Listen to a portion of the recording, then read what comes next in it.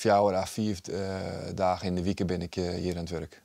Op zoek naar unieke zaken in het archief van het Reetriedmuseum. Is Jeen van den Berg en Hielke Speerstra in een wedstrijd in 1962.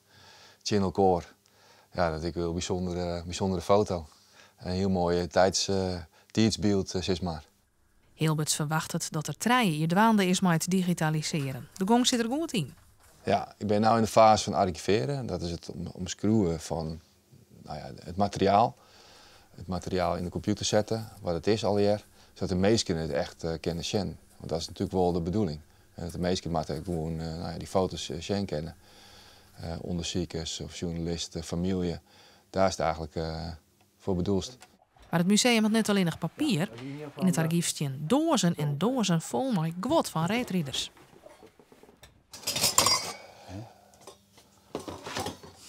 Zo de kaartjes zitten er allemaal nog om. We kunnen een prijs uit Jorvert. Een tweede prijs, bij meestal de eerste prijs. En al die redens, prijzen en stempelkaarten moeten in kwarten dus echt digitaal te vinden wezen. En ik ga weer letterlijk hier foto's van maatje. En dan omschroeven wat het is. Het allemaal omschroeven.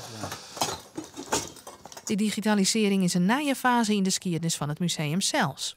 Het verschil is, Gauke Wiet is in Holle. Had een vrege oerentocht van 1929, dan pakte het direct de map en had het spul. Ik tik het in de computer in en kan ik het zelf vinden. Dat is gewoon het verschil van deze tijd. Hoe 3 jaar moet het project klaar wezen.